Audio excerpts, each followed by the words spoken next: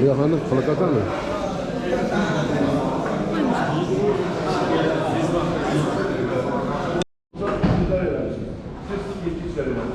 Sizler onu gönderici emeğinizde Allah işiniz aman olsun.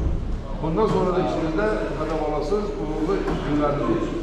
Bugün sizle görüşe gelen teşkilat kimliği bu barada değil.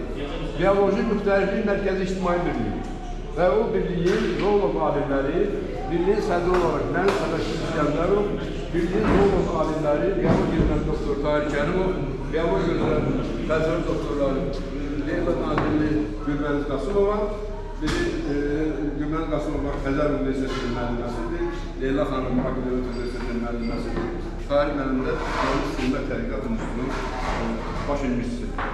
Mən də o birliğin sədri təvəkkülçüyəm. Deməli, mövzumuz nə olacaq? Sizə nədən danışacağım? Azad olmuş ərazilərdə yırtıcı heyvanların hansılardır və bu heyvanların insanlar üçün hansı təsadüfləri törədə bilər, onlardan necə qorunmasınlar. Kənardan baxanda deyərsiniz ki, burada nə var sanır? Amma bildik ki, ilan görəndə ilanı ödəyəcək, ilan görəndə olacaq edəcək, bunlar olacaq belə edəcək. Yəni, belə bəsit düşüncələrlə çox adamlar fikirləşir, amma bu çox ziyanlıdır. Ona görə də ayı, yırtıcı heyvan görəndə, zəhərli heyvan görəndə necə eləməlisiniz, hansı davranışınız olmalıdır? Çünki insan tanıdığı heyvanlardan yaxşı qoruna bilir. Tanımadığı heyvandan qorunmaq üçün adam aciz qalır və bu acizliyin də nəticəsi ağır. Bunlar barədə sizə məlumatlar verəcəyik. Söhbəti çox uzatmamaq üçün birinci olaraq söz verilən zəhərli heyvanlar haqqında, zəhərli heyvan deyəndə ilanlar, əqrəblər, arılar, onlar hansı cəhətlər insan üçün təhlükəlidir və sancma hallar olanda düzgün tibbi yardım qaydası nədəndir? Hansılardır? Çünki düzgün tibbi yardım olmayanda adicə sancmadan insan öz həyatı üçün faciəli bir yaşayana çox adam ilan sancağında elə hərəkət edir ki, halbuki bunu qətiyyən eləmək olmaz. Və bu qətiyyən eləmək olmaz şeyləri yol verdiyi üçün adi bir sancmadan əliş kəsb olur. Biraz da vaqet qalsa həyatı ilə qətiyyən olur. Bu barədə sizə söhbətlər edəcəm. Gülməniz xanıma söz verirəm, dəyərli heyvanlarla bağlı söhbət edəcək və axırda sualınız olsa da verə bilərsiniz. Salamlayıram sizi, mən də. Kəlbəcərin bu bəlbasında, tikinti, quruculuq işlərində hər birinizə uğurlar arzulayıram, işiniz avanlı olsun deyirəm. Sizə ümumiyyətlə rast gələ biləcəyiniz zəhərli heyvanlardan danışmaq istəyirəm bugün. Bu zəhərli heyvanlar hansılar ola bilər? Bunlar ilanlar ola bilər, əqrəblər ola bilər və arılar ola bilər. İndi sizə əvvəlcə ilanlardan danışım. Məhz bax bu Kəlbəcər üçün siz burada bir neçə ilan növünə rast gələ bilərsiniz. Fərqli quruluşda, fərqli naxışda ilanlara rast gələ bilərsiniz. Amma bu, hələ o demək deyil ki, bunlar hansı zəhərlidir. Burada bir neçə zəhərsiz və 2 zəhərli ilan növü var. Bu 2 zəhərli ilan növlərini və sizə əlamətlərini deyəcəm. Əvvəlcə istəyirəm, ümumiyyətlə zəhərsiz və zəhərli ilan əlamətlərini deyil ki, siz rastlaşanda biraz onları fərqləndirə bilirsiniz. Deməli, zəhərsiz ilanlarla zəhərli ilanlarını, məsələn, burada birini görürsünüz. Onların bu gördüyünüz levantin gübrəsidir. İndi onlar onu adi gübrə kimi sanıyır. Levantin gübrəsinin əsas əlaməti nədir? Bir də bir çoxunuz bilirsiniz, bilməyənlər üçün deyirəm, bilənlər üçün bunlarda baş biri olur və gövdəli, amma baş gövdəyə elə keçir. Həmin hissədə, o hissədə nazirləşir. Yoğun gövdə və ondan sonra daha nazirləşən bir quyruq görürsünüzsə, gördüyünüz yolanda, o artıq o deməkdir ki, zəhərli yoldur. Baxışlarına gəlince, məsələn, bakın gördüyünüz levantin. Müəllim adam, ha. Müəllim.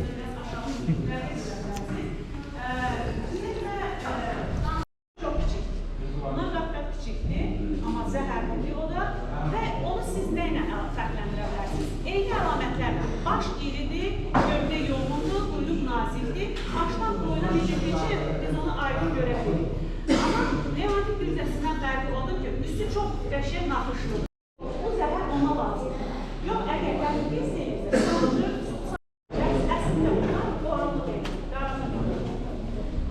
Çöl şəraitində rast gəldiniz, bu şəkildə ondan uzaqlaşa bilərsiniz. Amma tikinti ərazisi isə siz deməli ondan daimi rastlaşacaqsınız. Ən yaxşısı, məsələn, müraciət edənlər kəndi planlıyor və uzaq məsafəyə uzaqlaşdırmaq. Çünki onlar uzun miqrasiyalar edə bilir. O həmin ərazidə gəzən bu yeri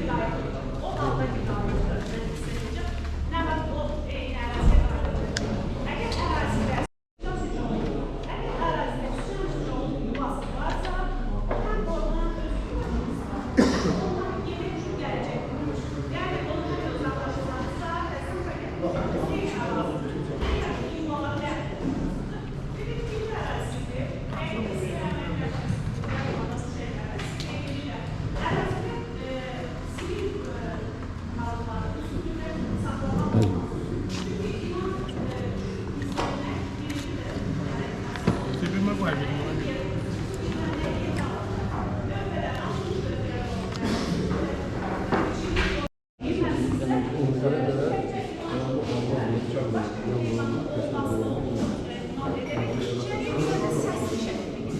Ayağını dökən yerə bura gəlmək lazımdır. Elə açıq sahənin özündə də gedəndə səs eləmək. Dediyim kimi yılanı hücum eləmək ümumiyyətlə onların xüsusiyyəti deyil. Səsdən belə qaçıb gedəcək. Ona görə özünüzdən əvvəl bir səs eləmək. Ayaqla ya da əlinizdə olan hər hansı bir çubuqla taxta parçasından bu səsdən qaçacaq. Amma dediyim kimi qapalı bir yerdə rast gəlmişsinizsə nə eləməlisiniz? Məsələn, belə bir yerdə ya da yəqin ki, burada gecələyirsiniz, qaldığınız yerdə içəri girəndə otağın ortasında bir ilan görürsünüz. Nə edəcəksiniz? Birinci növbədə o ilanın olduğu yerdə o qaçmaq istəyəcək. Əlbəttə ki, səsdən qaçmaq istəyəcək. Siz birinci növbədə düşünməlisiniz, onu yerində saxlamaq. Bunu necə edirsiniz? Əlinizdə olan bir köynəyiniz, üstən şekliniz, əlinizin altında bir forma varsa, onun üstünə açırsınız. O həmin anda bu sizə nə verir? Sizə Tikinti işçiləri üçün ən faydalı məlumatlardan olan. Ümumiyyətcə, bu yırtıcı heyvan dedikdə, siz yəqin ki, burada qarşılaşmamış olmazsınız bu yırtıcı heyvanlardan buralarda. Kəlbəcər üçün ən xas olan yırtıcı heyvanlardan ayıdır, canavardır, çaqqaldır, tülküdür və bəbirin özüdür. Elə Kəlbəcər simvolu olaraq demək olar ki, bu yırtıcı heyvanları insanlara nə cür ziyan vura bilər, onunla danışacağım. Ümumiyyətcə, amma ilk onu qeyd edeyim ki, yırtıcı heyvanlar təkcə ziyan vermir. Əlbəttə ki, onlar insan üçün deməyim, təbiət üçün böyük bir fayda daşıyır. Ona görə də bu yerdə yırtıcı heyvanları ovlamaq da qadağandır qanunən. Siz yırtıcı heyvanlarla qarşılaşsanız nə ola bilər? Tutalım, sosial şəbəkələrdə yəqin ki, görmüşsünüz. Ayı insana hücum edə bilər və yaxud ayı ilə insan qarşılaşır, çaqqalla, tülkü ilə və s. Əgər siz canavarla, ayı ilə qarşılaşmışsınızsa, tikinti sayəsində, çünki təbiət qoynundayıq, nə etmək olar? İlk öncə çalışmaq lazımdır ki, maksimal dərəcədə hərəkətsiz qalasınız. Çünki o heyvan, əgər siz hərəkətsiz qalsanız, o heyvan da, o insanı onsuz da yem olaraq görülür və o da sadəcə situasiyanı dəyərləndirib çıxıb gedəcək. Yox, əgər siz qaçsanız, panika eləsəniz, bir riski hərəkətlər eləsəniz, o heyvan ilk olaraq o sizin hücum edəcək. Tutalım bir ərazidə siz heyvandan qarşı-qarşıya gəlmişsiniz və çox yaxın bir rastayınlıdır. Qarşı-qarşıya gəlmişsiniz. Kürəyinizi heyvana çevirib getmək, o ərazini tərk etmək olmaz. Mütləq şəkildə o heyvanı göz hizasında saxlamaq lazımdır. Yəni, gözünüz, diqqətiniz o heyvanda olsun və arxa-arxaya o ərazini sakinəcə tərk etmək lazımdır. Və yaxud sadəcə dayanırsınız, o heyvan çıxıb gedir. Yox, əgər görürsünüzsə ki, heyvan sizə hücum edir, o zaman nə edir olar? Məsələn, çünki canavarlar, siz yəqin ki, bilirsiniz, məsələn, itlər necəsə canavarlarda da elədir. Onlar insanın qanında o qorxunu, qalxın adrenalini çox güzel hissedilir. Və əgər siz qaçsanız, əlbəttə ki, canavar sizin dalınızca qaçacaq, sözsüz və qaçacaq. Ya bir ağac varsa ağac qurulmalı olar, ya əlinizin altında nə isə varsa, odur ki, onlar quduzluq xəstəliyi keçirilir. Və siz bilə bilməzsiniz ki, zahirdən o heyvan quduzdur və ya yox. Ümumiyyətcə, elementar olaraq bir kirpi belə insana quduzluq xəstəliyi keçirdə bilər. Nə etmək lazımdır əgər heyvan sizi dişləyibsə? Heyvan dişləyibsə, cırmaqlayıbsa, o nahiyəni 10-15 dəqiqə ərzində bol su və sabunla mütləq şəkildə yuymaq lazımdır, spirtləmək lazımdır və dərhal tibb məntəqəsinə yaxınlaşırsınız və yaxud bir xəstəxanaya yaxınlaşırsınız, bildirirsiniz ki, sizi filan heyvan dişləyib və yaxud cırmaqlayıb. Sizə mütləq şəkildə vaksin vurulur, çünki quduzluq xəstəliyinin təəssüf ki, heç bir sağalmaq metodu yoxdur vaksinlə başqa. Yəni, gözləmək belə olmaz, o quduzluq xəstəliyinin inkubasiya dövrü var. Və bu inkubasiya dövrü, yəni təsir dövrü. İnsanın yaşından asılı ola bilər, insanın fiziki sağlamlığından asılı ola bilər və dişlək nahiyəsindən asılı ola bilər. Əgər dişlək nahiyəsi boyundan, başdan boyundandırsa, o quduzluq xəstəliyi daha tez yayılıb, beyinə çatır və beyni gətirir. Bütün orqanlar iflic olur. Yox, əgər ayaq əl nahiyəsindənsə, insanın bir qədər zamanı var, amma yenə də gecikdirmək olmaz. Quduzluq xəstəliyi baş verdikdə insanın bir neçə günə temperaturu qalxır, insanda özünüz yəqin eşitmişsiniz, halüsinasiyalar baş verir, su fobiyası yaranır, boğazda spazm əmələ gəlir deyə insan artıq su belə içə bilmir, su səsinə belə qıcıqlanır və aqressivləşir. Daha sonra bu etaplar keçəndən sonra insanda iflic əmələ gəlir, beyin iflici əmələ gəlir və bütün orqanlar afqaz edir ki, insan ölür. Broşurda zəhmət olmasa baxın, zəhərli heyvanlarda. Orada 2 yılan şəkli var. Ondan görmüşsünüz görün burada. Sağ olsun, bizə tikinti işçiləri o qədər kömək edirlər. Biz hamısına da kim onu əgər görürsə, adının üstü də təşəkkür yazılır şeydə, məqalələrdə. Güzel var, məlumat verirsiniz, sualınız olsun deyirsiniz. Ben danışmayayım. Ben sizi yormayacağım. Ben sizin rastlaştırdığınız, gördüğünüz kuşlar var ya. Hırsızın kuşları. Bilirim. Kuş adamı görenler var. Ne çok diye, ne var, ne üçün insana hücum ediyorlar. Ve ondan korunmalıyım yollar. İşte bir de kamera yoktu şu hamısını size ayağını göstereyim. Şimdi Karabağ'da, Azerbaycan'da en çok 39 növ yırtıcı kuş var. Bunların 33'ü Karabağ'da, dağlık arazide yayılır. Şimdi ben bir yoldaş değil, 4 tanesi Karagöy'de. Şimdi bunlar rastlaştığımız var arkadaşım. Biri var, biri kuzgunlu, biri ne bileyim ne değil, biri şahin değil, heresinin öz olmalı. Bak o göydə gördüklərimiz dəstə şəklində, uçur nöqtə. Onlar kərkəzlərdir, leşləyən quşlardır. Ölməsə, yolu qıranda görərsiniz, otdaqda. Heyvan ölür, yığışırlar üstünə, hündüşka boydadır. Bu 4 növdür. Bunlar o eləmir. İnsana da hücum eləmir. Ancaq canı çıxmasın, oturur yanında, indi fikir verir.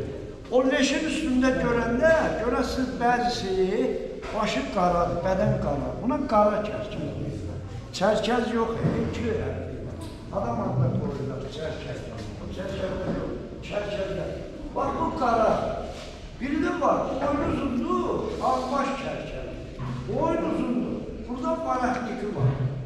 Biri də var, ağdı, sarımtıldır, balacasıdır, 2-4 kilodur.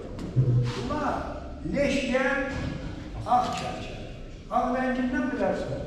Bir də var, saqqallı çərkəz. Bu da 2-4 kilodur. Hamı qara nə?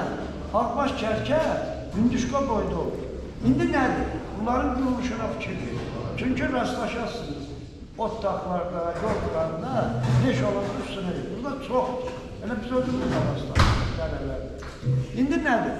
Bax, bu qara çərkəzin bunların dindiyi güclü olur. Qara çərkəz dərini dağıdır, əti yiyir.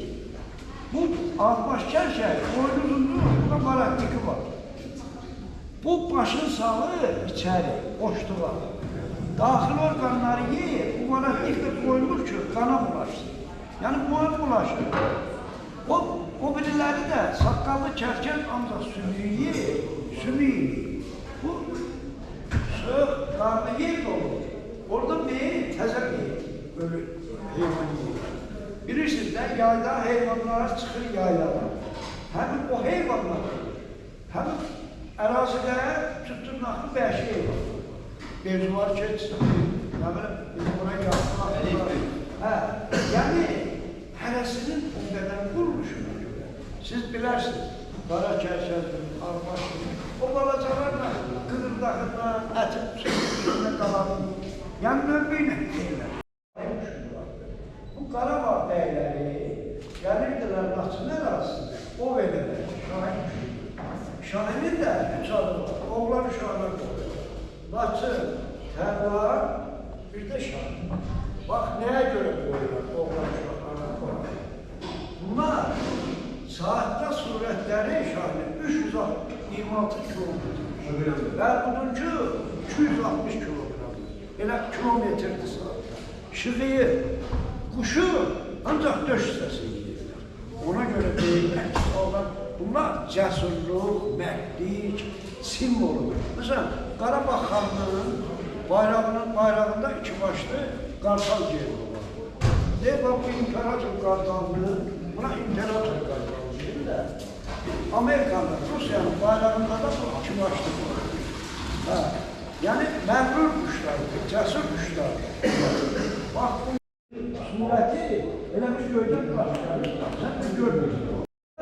Boğursan, caylarına. Çünki caylarıyla. Çölürsən, çünki caylar başı zədələmişsin. Bu bir variant. İkinci variant nədir? Bunu bilirlər. Dövlət bunlar üçün bu aydan bilirsiniz, korunmaq üçün bu alpinistlərdir, arxeologdur, danış deyirlər. Dezodorant var, sprey. Ama mesela bu kuşların çiyelek, sarımsak, meyveleri spreyine hoşları gelir. Elə ki, mesela ayda gelir üstüne, kuş gelir üstüne, spreyi bırakırsın, 10 metre. O, el çekirsen ne gibi? Veya o, hücum eləyəndə, ham bir yere yürüyüp salır. Şimdi bu şıkıyanında bir adam şıkıyır. Yani, hücum elədi, tuttu. Ben ikinci dəfə qalxıb, həlbən şıkıyır. Bak bu sürekleri ben size demək istəyirəm ki, belə şeylerle rastlaşanda ne var? Balası, yuvası korumaq üçün. Sual verin müəllimə. Birincisi ki, siz dikkat. Kişi soruşur, ne yaptarsın? Yine burada keçeli yuva var. Haydalar diye çıktım onu, bir araba odun yırdım, bir kış işlettim. Ondan da onu nəsilcəm. Şimdi bu hamımız kətçiyik. Kulak astınız. Bir faydalı şey özünüz əks elədiniz mi? Maraqlı oldu mu? Ya buyur, buyur. Ya budur, Dinlediğim maraqlı suallar idi. Hemen istedim. yani öğrendiğiniz faydalı şeyler oldu. Nasıl öğrendiniz benimle? Bizim millətdə bak, ilk hadisə baş verəndən sonra qabaqcadan tədbir ev yanır. Nə belə tutulmaz. Bunu qabaqcadan